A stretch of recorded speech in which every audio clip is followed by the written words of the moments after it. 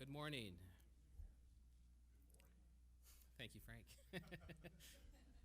They put us up on a platform today. This feels I feel very tall right now. So welcome to this morning's speaker series breakfast. It's a privilege to welcome you.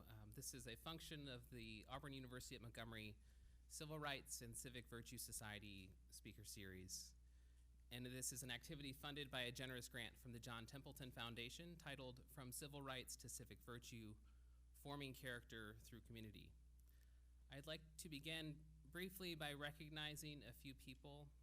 If you serve on the leadership team for this grant or on the advisory board, would you please stand if you're here today? Lynn, Brooke, Tanya, Paul, and Duana. Thank you so much. Please join me in thanking them. I wanted to recognize them because although I'm up front for many of these events, they do all the real work.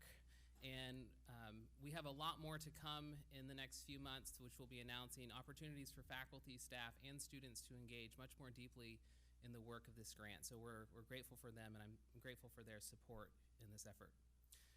Today's speaker series event is the third of this semester. In January, we heard a great talk from Steve Murray, Director of Alabama Department of Archives and History, concerning their 2020 Statement of Recommitment. A couple of weeks ago, we heard from Jonathan Avant as he gave a message about the promise of Montgomery and our hopeful future.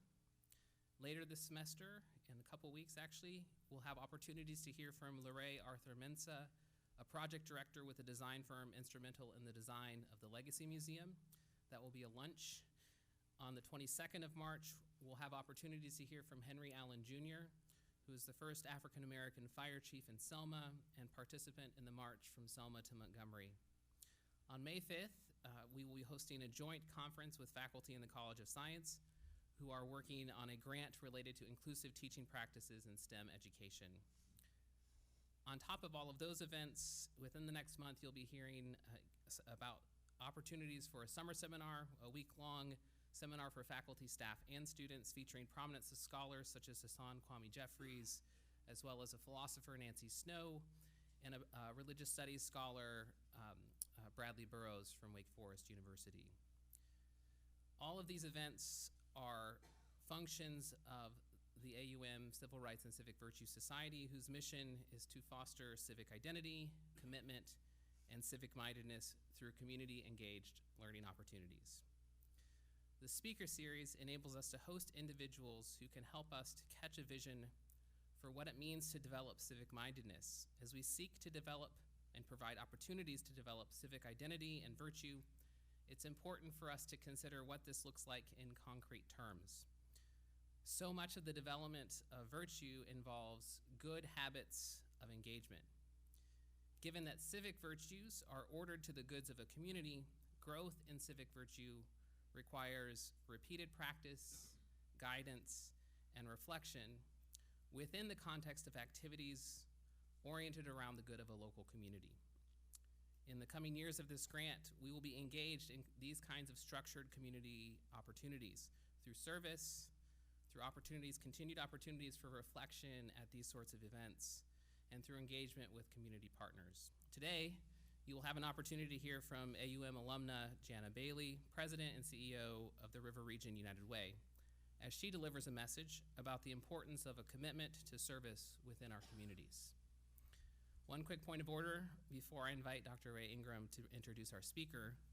After the talk today, I'm going to ask you to spend a few minutes at your tables, sharing your reflections or questions as you hear her talk. This is a standard practice by now within our breakfasts. We want a chance to talk with each other first, and then I'll open the floor for questions to Ms. Bailey. And all of this is an opportunity, of course, to reflect on themes about civic-mindedness and civic virtue. Dr. Ray Ingram, will you please come and introduce Ms. Jannah Bailey? Thank you.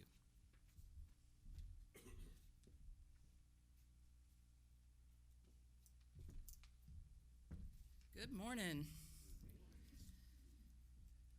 Rosa Parks, in her later years, said, "We still today have a long way to go, and we have to continue the work." Jannah Bailey, a Montgomery native and an AUM alumni, wakes every morning with such passion of continuing this work here in the same community in which Rosa Parks began her flight. I would describe Jannah to what I believe Rosa Parks was: a passionate, brave advocate for those less fortunate than us here in this room.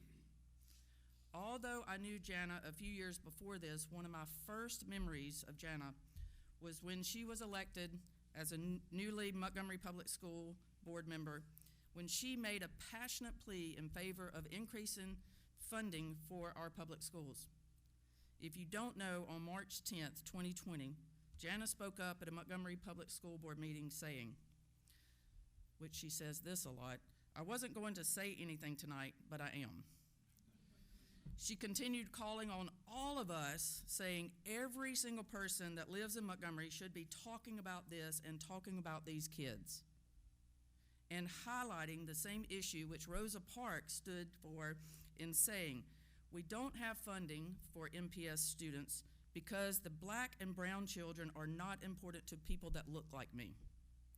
I knew in that moment, when I saw this on WSFA, Jannah Bailey was a community hero and a mentor I wish to have. The very next day, and I don't remember which, I either text or emailed Jannah, thanking her for her words. And at that moment, I did not know that I would get to the opportunity to work directly with her at a later date. Now I'm proud to call her a mentor and a friend. In February 2022, we hired Jannah Bailey as our first ever female CEO president of the River Region United Way, and we're celebrating 100 years this year, believe it or not. There is no one that is more perfect for the job than Jannah. We were in the middle of a strategic change at the United Way, and she stepped in, streamlined our operations and staff, and inspired a new board in addition of a junior board, all while moving the organization into the spotlight of our communities. What Jannah and the team have done for our neighbors in the Flatwood community is more than amazing, if you've not been following that story. Jannah Bailey, as I said earlier, is a Montgomery native who attended Montgomery Public Schools, graduated from AUM in 1983, earning a Bachelor's of Science degree in criminal justice with an emphasis in juvenile corrections. She was a member of Alpha Gamma Delta sorority. After graduation, Jannah has spent her career in the nonprofit world, beginning with the American Red Cross, later leading Child Protect Children's Advocacy Center for more than 2 decades, helping law enforcement investigate child abuse cases. Child Protect is a River Region United Way community partner, therefore Jannah was well aware of the impact that United Way makes on our communities. She's very active in the community. She's received multiple honors, so I'll read a few here. 2010 Family of the Year by Family Guidance Center. 2018, Bailey was named the Leading Lady Award for Professional and Community Service by the Girl Scouts of Southern Alabama. And she was recognized in September 2022 as Montgomery Advertiser's Community Hero. She is also a graduate of both Leadership Montgomery and Leadership Alabama. She's married to Bobby Bailey, who's a retired Montgomery Family Court judge, and they have 2 sons, and I forget how many grandchildren. 6 as of last week. 6. Oh, congrats. And I'll end by saying, I'm sure you'll get a glimpse of Jannah's energy and passion for serving this morning. Be aware, it's contagious. So, ladies and gentlemen, my friend, my mentor, and a true community hero, Jannah Bailey.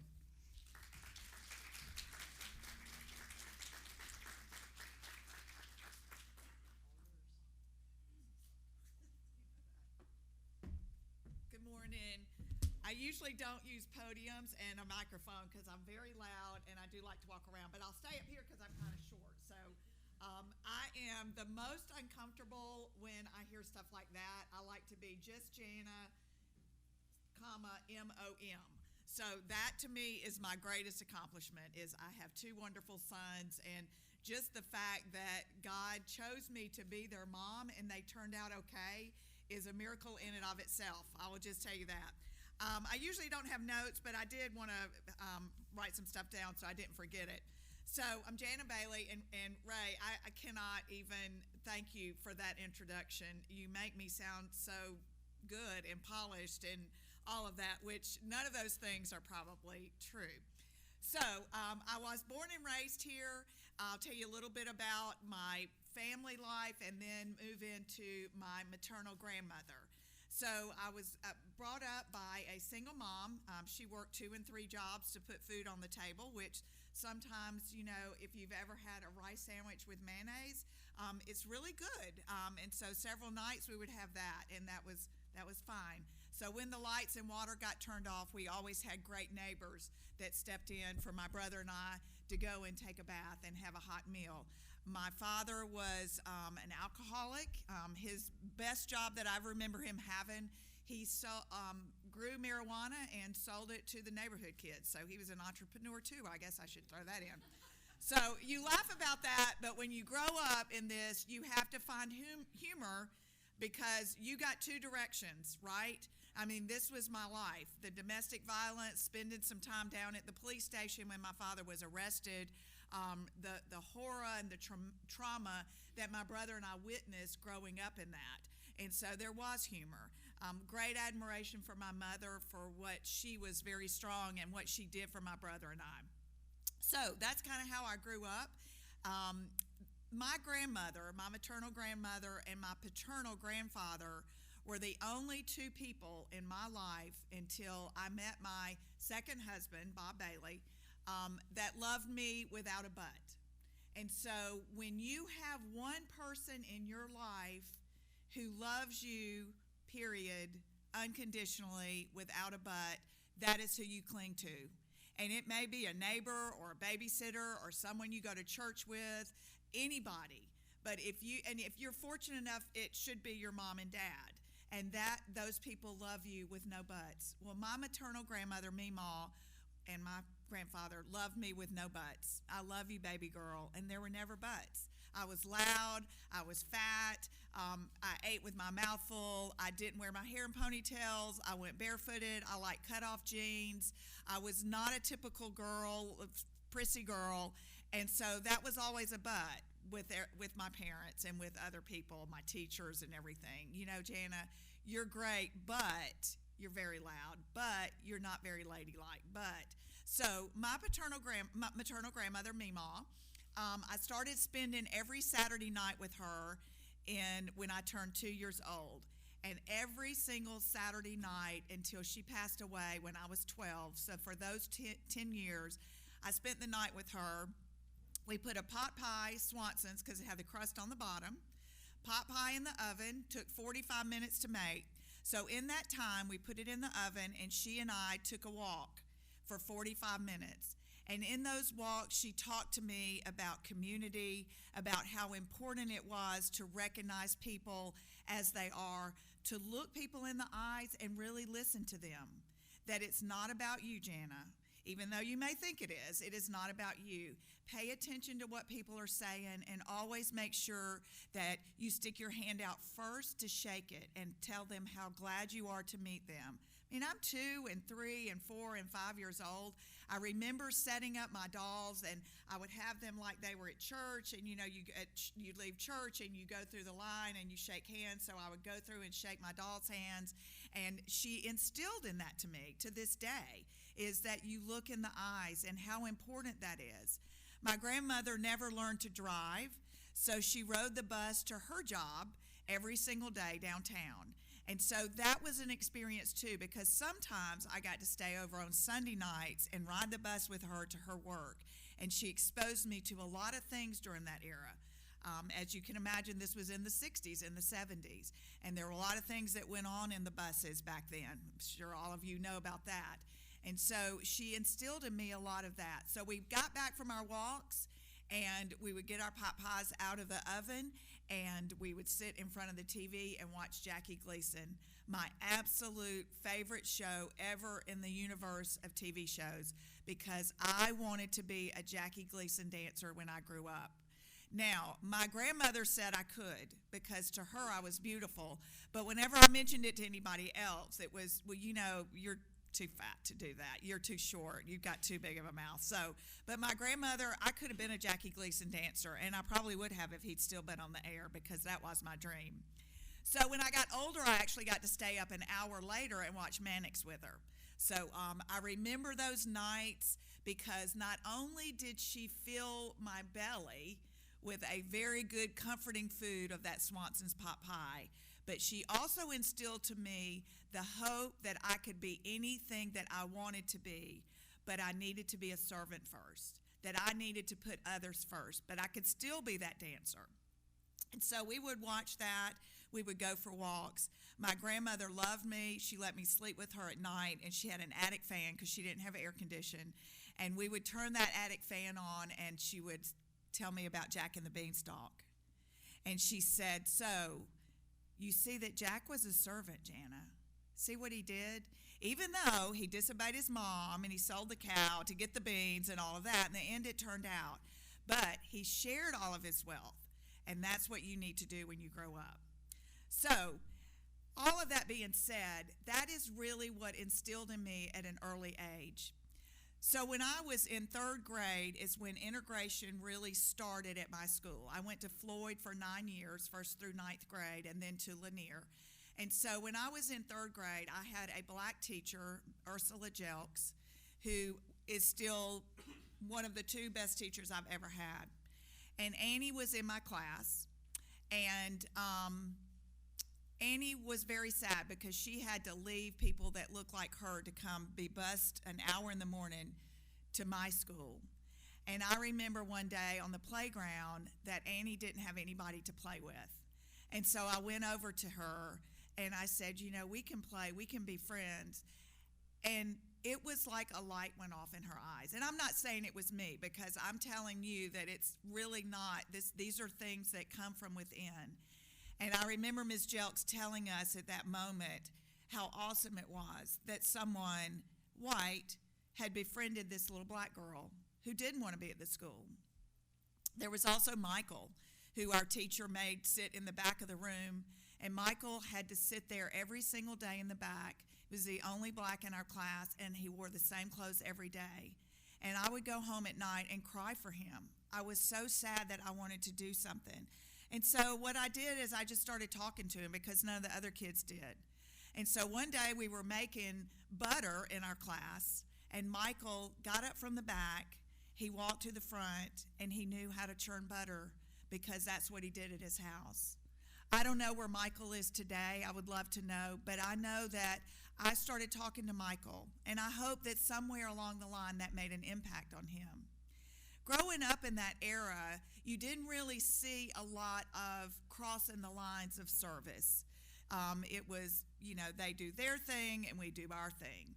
My mother, as I told you, worked 2 and 3 jobs. So she got paid $80 a week.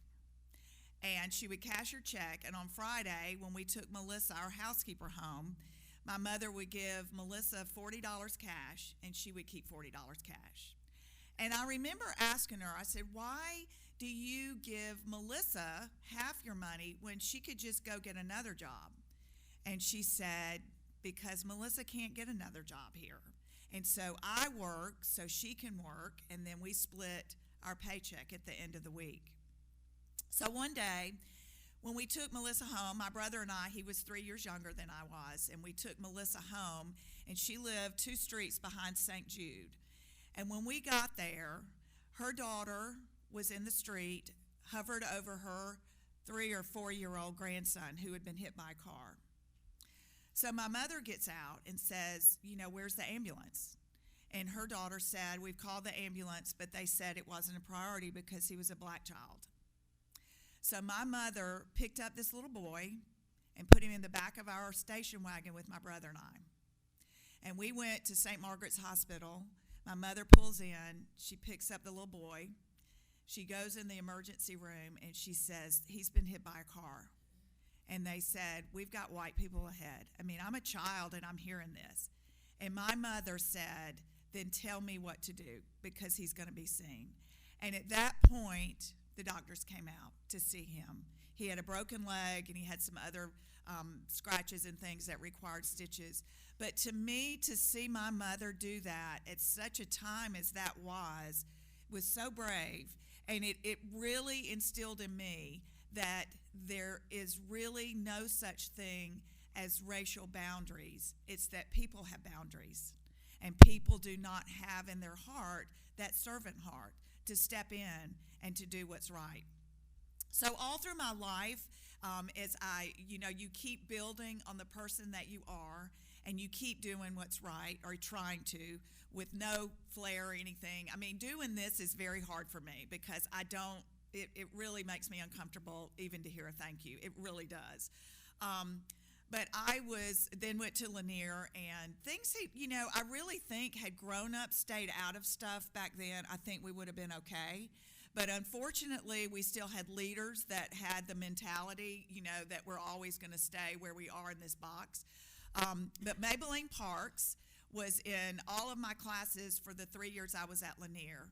And Maybelline was a very large black girl, and she was cross-eyed, and she was not very attractive, and she was extremely poor. So her clothes every day were not the best. Not that mine were either, but so when in 11th grade, when I started driving, because I had to ride the bus home too, because God forbid you get in the car with someone who's 16 driving, my mother said. So when I turned 16 and I got a car, which was a Volkswagen Squareback, for those of you who know cars and love cars. And so I said, look, Maybelline, I don't have to ride the bus anymore. I can start taking you home. And so I started taking her home. And you would have thought that I had started like World War III, the way my friends treated me. How can you take her home? She lives in that, blah, blah, blah, and blah, blah, blah. And one day they said that in front of her, and tears came to her eyes. And I couldn't even fathom that because this person was poor or fat or didn't meet your appearance, that was a reason not to help or not to serve. And about maybe 10 years ago, I got a call from Maybelline, and she's still in the community. And she said, you taking me home those days meant more than you ever. She said, I didn't have friends in high school, but you were always so kind. And I say those things because that really was not a big deal. Sometimes we think that service has to be joining the Job Corps, or you've got to go down and just move everything off a tornado victim's lot, or you've got to do something big, but it's really not. It's really maybe holding the door for an older person or helping somebody take their groceries in. So all of that, and like Ray said, I went to the Red Cross because I couldn't imagine not working in a service organization. After I graduated from AUM, I actually went to work as a weekend house parent at Brantwood Children's Home, and that was just amazing because these were children who had not made it in foster care, and this was kind of their last-ditch effort. So they were really the forgotten of the forgotten, and those children just made such an impact on my life. And then went to work at Red Cross, and then at Child Protect, and now here, which I was going to go to Dollar General, but then Ray called and said, hey, maybe you don't retire. And, at Dollar General, you can get a shift from midnight to 6 in the morning straightening shelves, and nobody talks to you. And you can just straighten those shelves, because we all know Dollar General needs shelf straightening. And I felt like that was going to be a service to them. Like maybe they could use me to train other people to do shelves.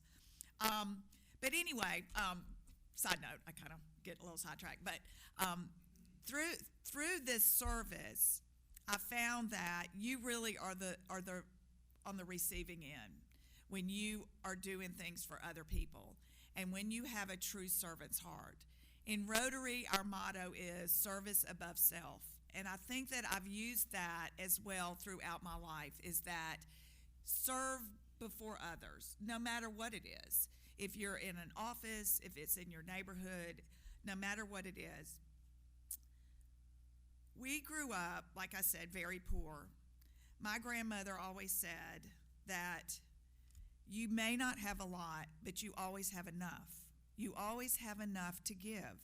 Does that always mean that it's financial? Absolutely not. It doesn't mean that.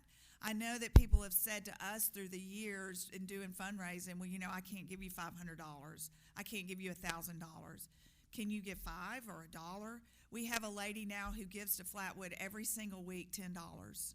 Every single week. Do you know what that $10 means to those people in Flatwood? It means a lot. So you don't have to have a lot, but you just have to have enough to give. And everybody in their hearts has enough to give out. We also need to do what we can. You may not be able to go to South Africa to be a missionary, but that's not what you're called to do. But we are all called to do something in our community. To me, it starts at home. And I think that's why I've always been so committed to this community and spoken out the truth, because without the truth, there really isn't anything. And I think for so long, and I come back because I am a white female, and we have issues in this community that continue. I don't always like to talk about it, but it's true.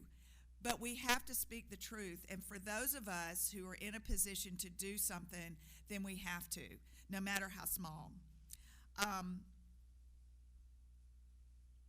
Sometimes get emotional. But I will tell you that when you look in the face of a child who comes in who has been abused by a relative or somebody, and they look at you and say, is this heaven? Is this heaven? Because all of you are angels. Thank you for that bag of Fritos, and thank you for that box drink. That meant a lot to that child that day, even though it wasn't a lot to us, but that's what I mean. It's doing with what you have. Our community service is what makes us strong. I read somewhere that Kiwanis clubs and Rotary clubs and Optimist clubs, when they're strong in a community, that community is strong. So when you drive through some of these smaller towns and they have the big sign and has the little wheels about what the civic groups are, you think, okay, well, they have people that are giving back. And so it's as small as being in a civic group or, like I said, doing something on your own. It's very important that we recognize not to always talk about what is wrong in our community, but to try to right. We know that this week there has been a lot of divisiveness, not to get into it, but we all know what's going on. And so my thought was the first night when I started getting all the texts, and very briefly to touch on is, there's always three sides to a story, yours, mine, and the truth. So we know with all of this going on, the truth lies in the middle. But sadly, what it has done is put another divider in our community. And how do we heal that? What can I do to make this better? What can I do? Is it texting the mayor and say, hey, got you in my prayers? Is it befriending somebody and saying, I don't know where you stand on that, but it's up to us to make this better. I don't know how much time I have left. Are you sure? Okay.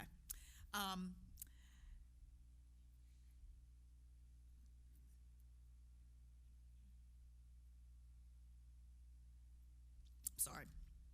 So, when I looked at that this weekend, and I thought about all the people, Ray brought up Rosa Parks, and I thought about, what would she say now? Have we really come far? Have we really come that much farther than where she was? I don't know.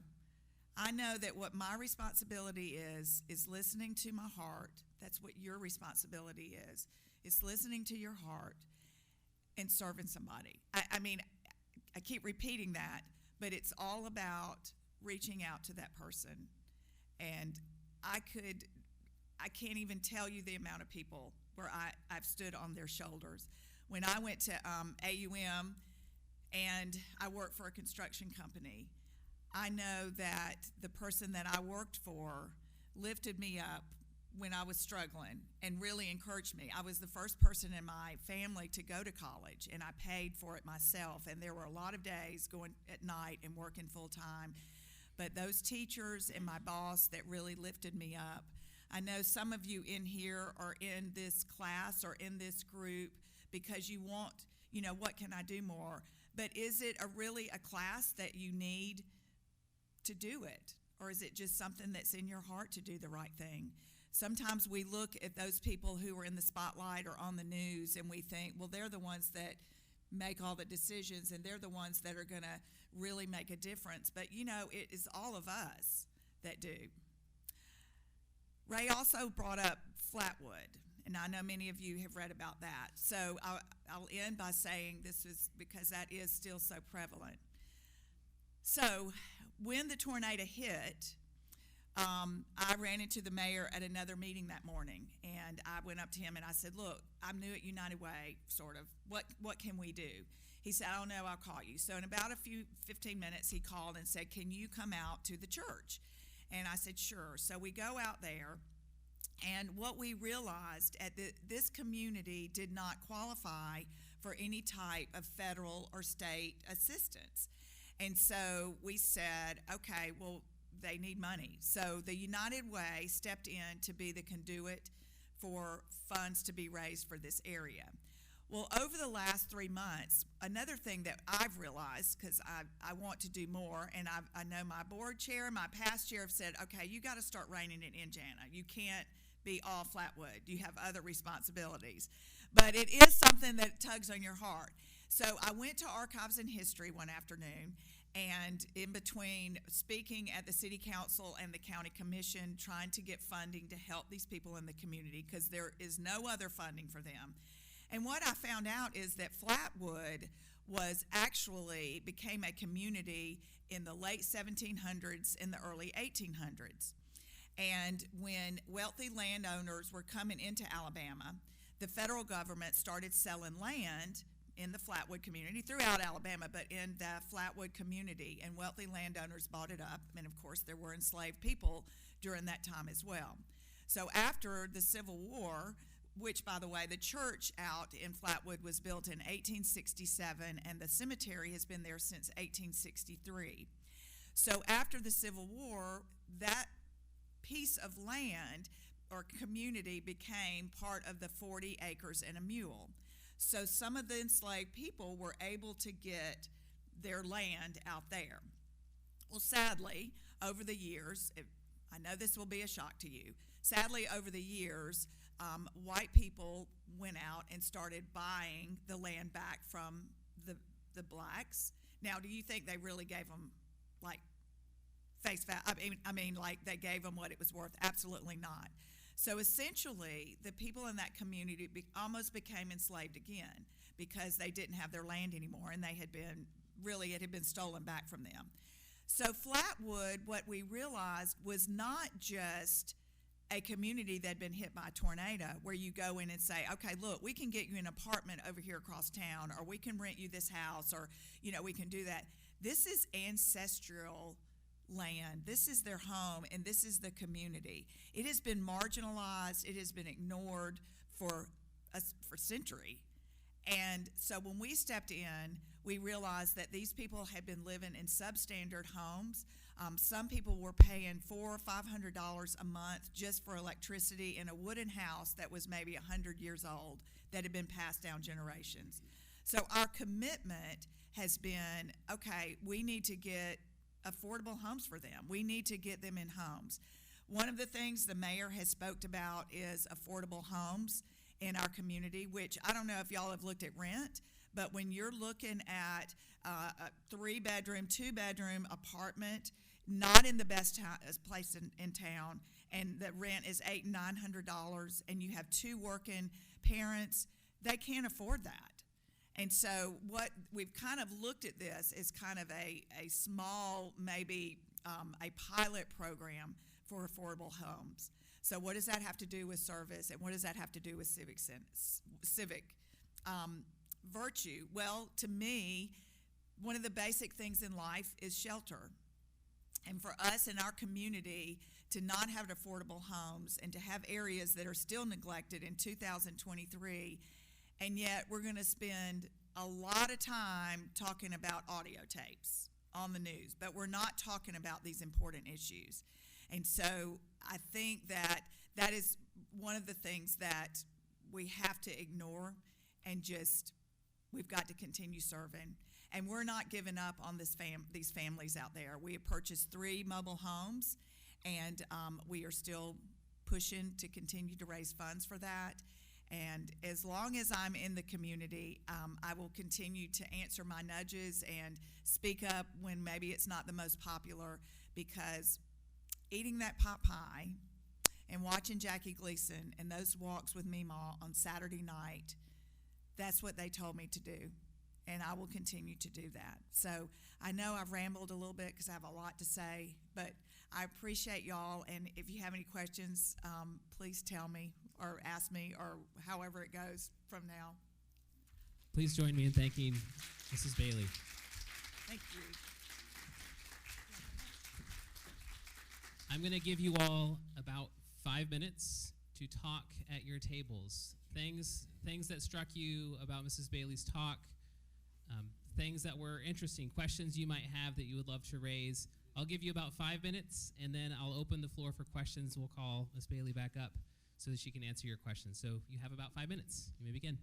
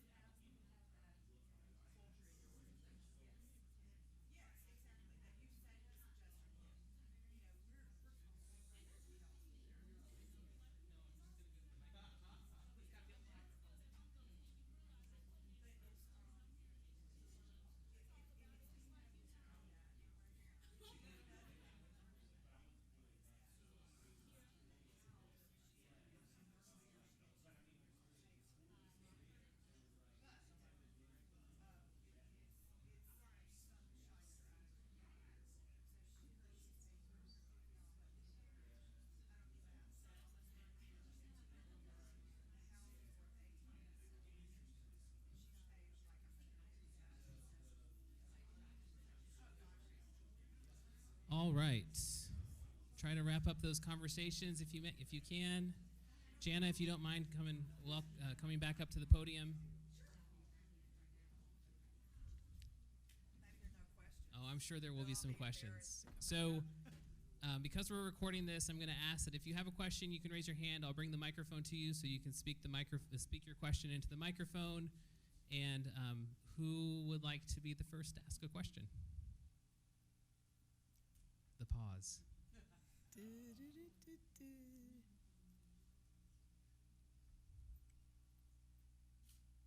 Yes, good. Thank you. Thanks. I would have been embarrassed without at least one question. I was going to help you out. I was wondering, maybe two questions, actually. Sure. One is, are there any other ongoings beside the monetary funds that you guys are doing through the texting service? Is there anything else yet y'all are doing for Flatwood that the AUM community could assist with, or that individuals could, sign up and assist with, anything like that? Yes, actually, the cemetery that I was telling you about, I went out there for an hour. It was one of those gray, misty days, so I was already very sad. So I went to a cemetery and walked around for an hour, because that doesn't make you sadder. So the cemetery it has a lot of damage, and of course that hasn't been a priority. It's a historical cemetery. It was, like I said, in 1883, and blacks and whites could not be buried together. So it was the black cemetery out there, and the earliest grave is from 1863. So there are veterans out there. A lot of the headstones, there's one big tree that's there. The city and the county cannot remove stuff from private property, but they'll pick it up if the limbs and everything are moved to the street. Well, it hasn't been a priority, obviously, because the residents have been cleaning up their own yards and that kind of, and a lot of them, we put in hotels, so they haven't even been out there.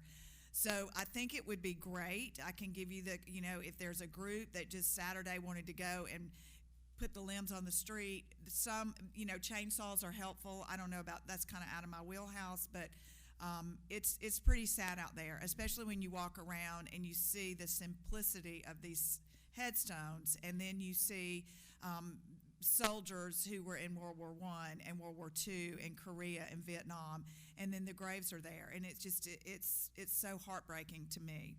So yes, please, awesome, all of you, that would be a great servant. Could you maybe speak a little bit more to the experiences you had in the integration and desegregation of the schools?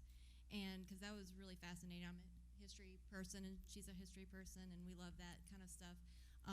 And that insight that you were giving, just, what it was like that very first time that they started busing, I guess. Sure.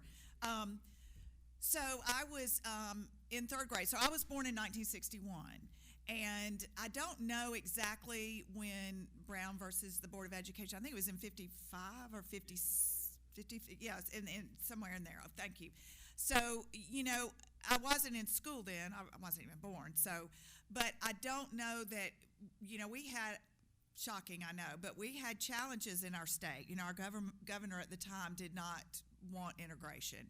And so it took a little bit longer for Alabama, kind of like everything in Alabama, and especially Montgomery, because Montgomery is a magnifier of the rest of the state. But anyway, I love my city, and I'm here. I mean, I'm committed. So it didn't happen until I was in third grade.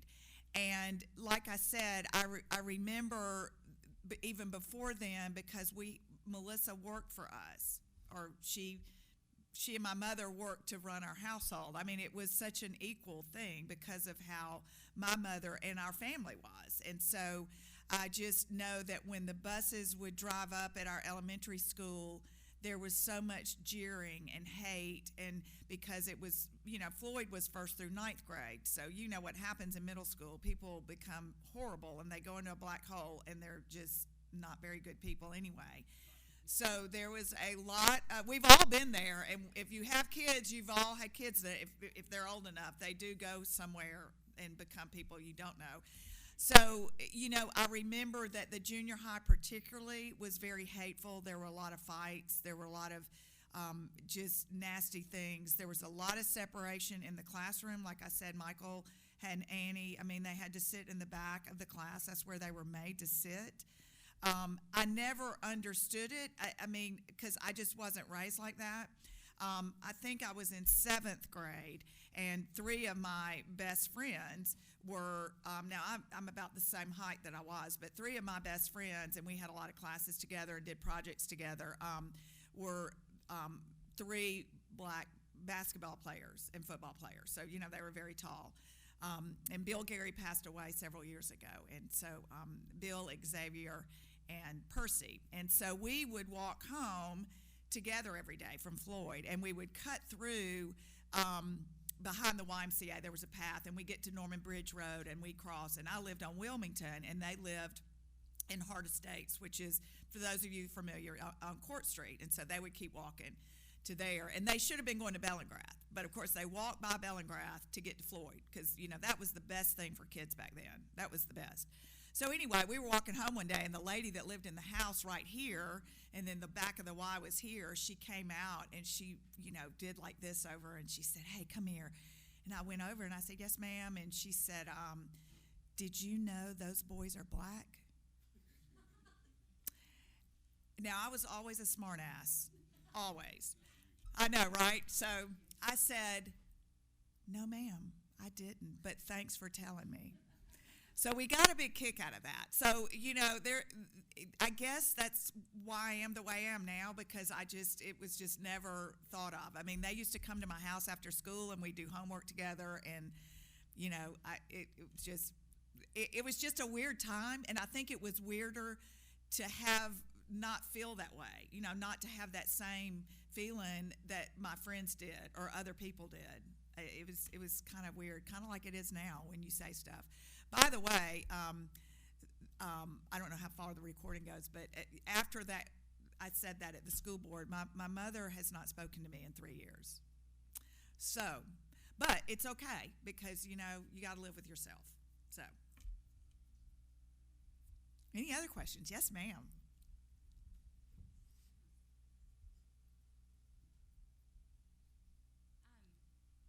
I live in the area that the tornado hit after Flatwood, and it was immediately cleaned up. The roads were blocked off by the city. Every city councilman was out there. The mayor was out there. Mm-hmm. It totaled 2 houses. They are completely taken down now. Everything is repaired. All the trees were taken up within less than a week. My house got damaged. It was immediately assessed. The mayor was on, and I'm not putting him down by any means, but he said that the community was going to get together like they did with Flatwood. Flatwood is still struggling, but we're cleaned up. There were 5 or 6 tree trucks out there immediately. I mean, we were cleaned up within 2 or 3 days. Everything was cleaned up. So where's the city stand with cleaning up where we were in comparison to Flatwood when it hit Meriwether and Hollis? Maybe this is where we turn the recording off. Because I live on Hollis, and hearing you talk about Flatwood and realizing what they've done for us makes me feel about this big. Don't feel that big. You're in a position so that you can be a voice and serve others. If everybody was the same, then we couldn't really help each other or reach out. Flatwood is in the county. It is right over the county line. When it initially happened, city and county, because the county doesn't have, obviously it's not as populated, out in the county, so that the city and the county work together to get the trees off the streets and get the, electric poles and everything that were in the street. They did work to get that off. They can't go on private property, as I said. They won't do that. The community was very marginalized anyway. It was a very neglected area. It doesn't have as many votes as other parts of the county or the community, and so I think that at the end of the day, 48 homes were assessed. Where EMA went around and assessed, and FEMA to see. So there were 48 homes that they went to. I mean, some had no damage, so it wasn't. We've come up with 13 that were completely demolished.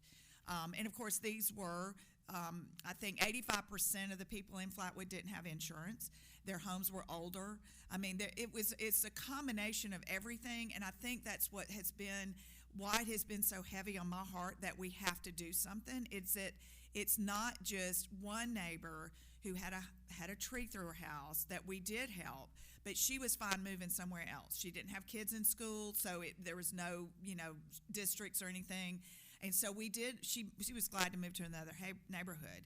But this is more than that. I mean, it's their ancestors' cemetery, it's the church, it's the community center, it's all of those things.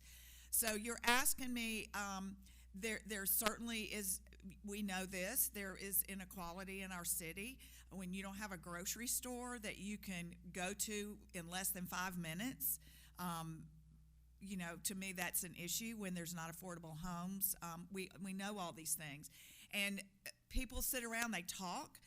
We're so good at talking. I've been on a committee for a year now, and boy, I will tell you what, if you want to know anything, I can tell you because we talk about it. We've done nothing. And it's about affordable homes in the community. And we come with these ideas. We have the ARPA funds, who the city and county combined. It's $84 million that was, to be used for infrastructure, but nothing's been done yet. And then people are still without homes. They're still without good sewer systems. They're good, all of these things are still happening while people are talking. And so I don't know if that answered it. I just know that we can't make everybody equal. As the Bible says, there are always going to be poor among you, and there will be. But it's our responsibility, if we have the resources, that we need to start doing it now. It's very frustrating that we can't do better than this.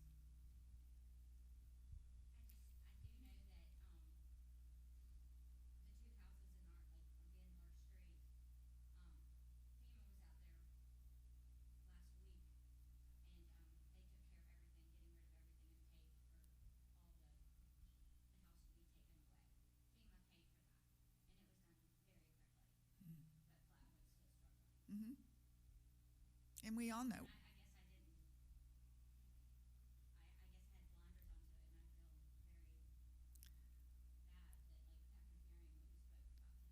Please don't, because listen, not many people know that. I don't think some of the people in Flatwood knew as much of the history now that I do, because it made me want to know more. Like this, why are people not wanting to leave? Why do they want to stay here? I mean, everything's destroyed, and it's swampy area anyway. I mean, why do you want to stay? Why can't we move you to an apartment? We found you an apartment. And it was driving me crazy. Like, why is that? So I thought, you know what? I'm going to go down and find out. Why is this? And, we know that. I mean, why are we not going crazy that there's no grocery store on the west side of town? Why is that?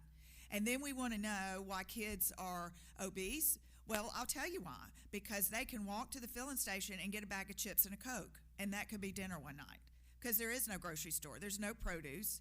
There's nothing over there. Once you get on the other side of 65, of course, that's a whole nother story. That's the history of why 65 went through there anyway.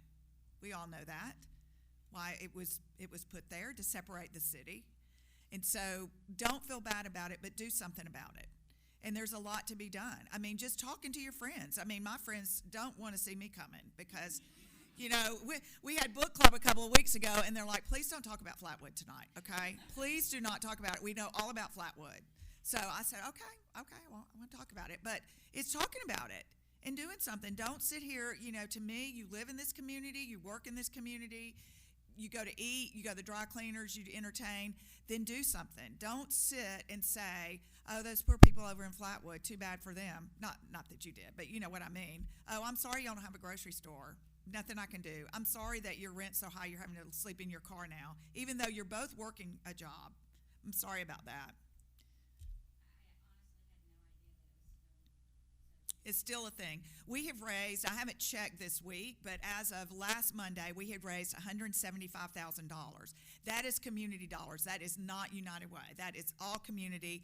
We're an agency that's recognized for fundraising, for doing what we say. We also made the decision not to take an administrative 10 to 20% off of those funds, even though, let me just tell you, it's taken a lot of time because we didn't get any other assistance. And so we are doing that. We set up a totally different account for Flatwood so there would be no discrepancy because we've never done anything like this before, ever. But I think that we all made the assumption that FEMA was going to help, that there was going to be some more funding. I think each FEMA, and I don't quote me on this, but I think that the residents in Autauga and Selma and those, where the storm hit after that, are getting $35,000 each. I think that's kind of the baseline. Now, that certainly ain't going to be rebuild a house, but let me tell you, it could almost buy a mobile home.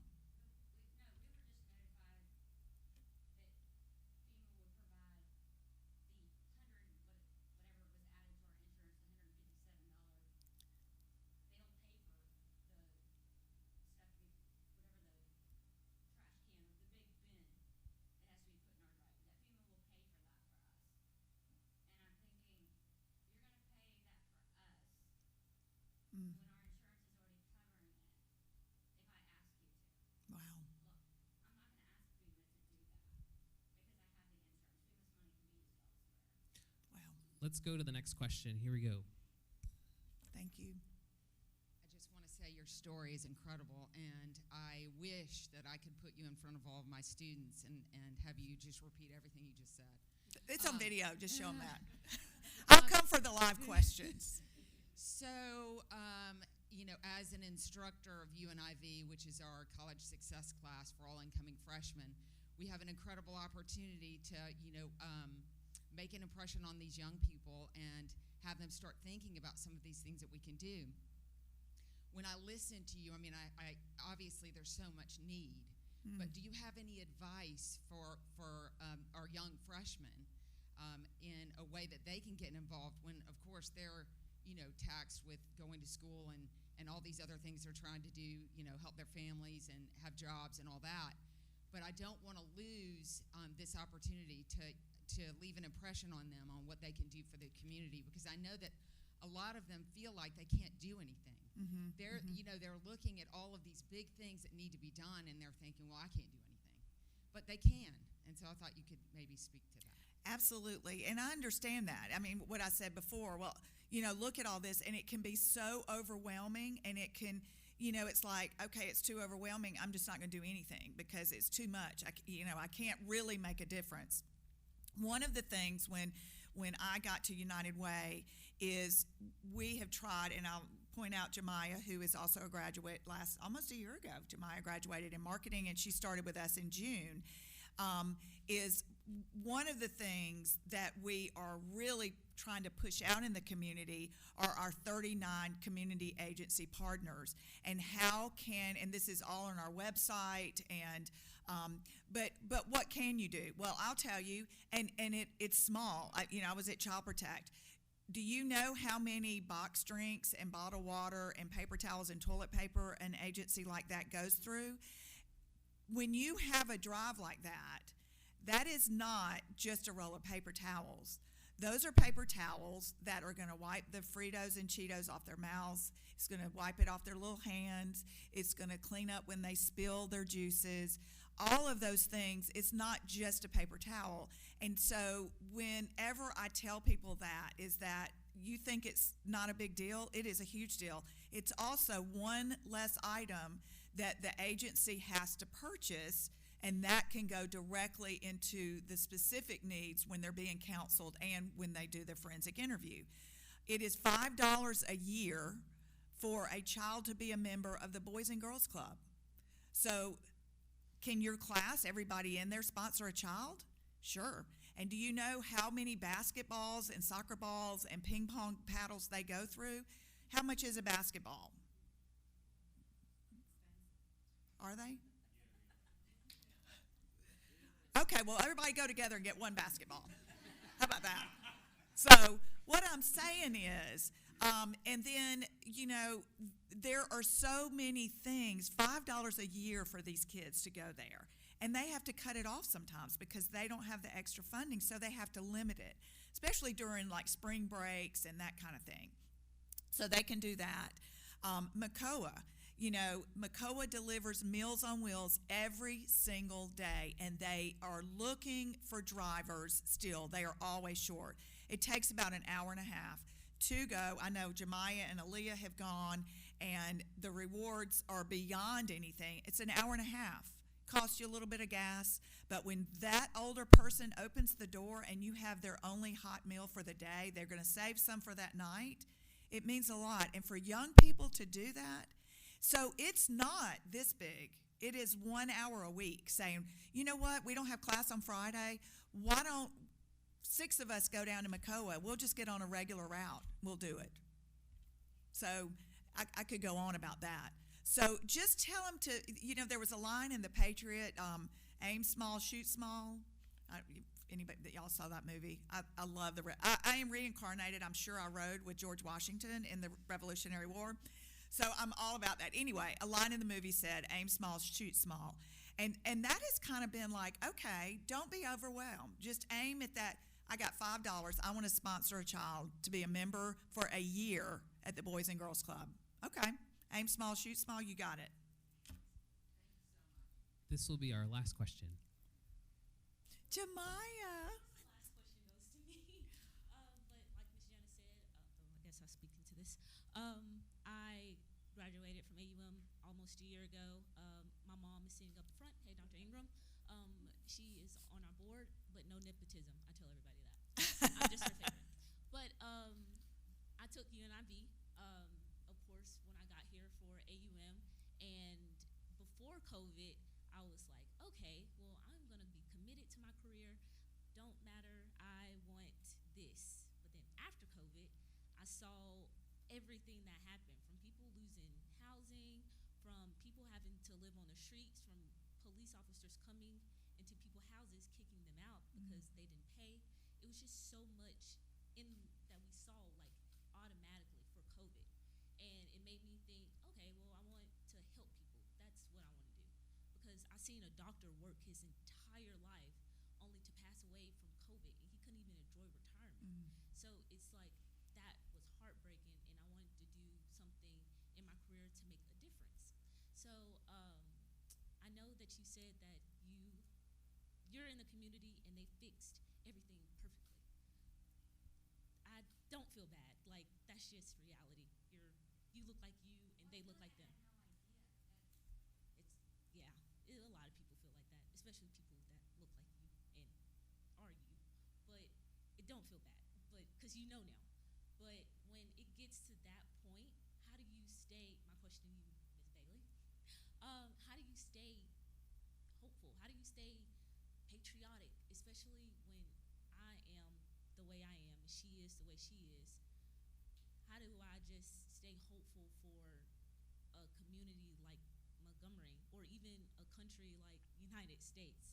It's sometimes it's hard, especially when I see people that don't have the same opportunity as me. I'm blessed. I know I am, because I have people like Dr. Ingram in my life, and Dean Dickens, and you, Miss Jannah or Morgan. So it's been, I don't know, a struggle to see how you stay hopeful and how you stay patriotic, especially to a country and a community that seems not to care at all. That's a good question. I feel like that hope is the essence, or the foundation for everything. I can't give up hope, because I have looked in the eyes of kids in our schools, and I think that could be the next president. This could be a teacher. I cannot give up on a child. And I can't give up on this community, though. I've tried. I told y'all I tried to go to Dollar General, and so I have tried, but I can't, because I know at the end of the day that whatever I do or say, it's going to matter. It may make people uncomfortable, and it may make people not be my friend anymore, but were they really my friends anyway? And, all of that. I'll tell you, too, is, burnout is, in this world of nonprofit work or service work, is a burnout, a great burnout. The average at the advocacy centers throughout the country is 3 to 5 years, and I lasted 21. Now, I'm a little crazy, too, but I think that I always say, never give up, ever, ever. Our country, unfortunately, is made up of good and bad, and we just have to keep battling the bad and keep being hopeful for that. The second thing is about balance. You cannot just, whatever job you have, you can't just be about your job. You have to find balance outside. And I recognize that. I've got a great husband. We love to hike. I have kids. I love to read. And so when I leave, I do that. And I also recognize when I need extra time that, okay, the Flatwood stuff, I hit a wall several weeks ago, and I was like, I can't anymore. The sadness is overwhelming. I can't do it anymore. It's hurting my heart. People don't want to help. We've raised $175,000, which is awesome, but it's not enough, and we're not getting it from any other streams. All I can say is never, ever, ever, ever give up hope, because that's all we have, and that's all that others. I'm hoping we're going to get a grocery store on the west side of town. I'm hoping we're going to have affordable homes. Being hopeful and being realistic may be two different things, or unicorns and rainbows and all that, but we can't give up. And aim small, shoot small. That's a great place to end for today. Please join me in thanking Mrs. Bailey once again for her Thank you very conversation. much. And if you can do one more favor for me, at the bottom of your program is a QR code. I would be greatly appreciative if you would click on that QR code and give us some feedback. If you don't, I will hunt you down with an email later on to get some feedback. So now's a good time to do that so that you don't have to be emailed by me later. So thank you so much again for your attendance today.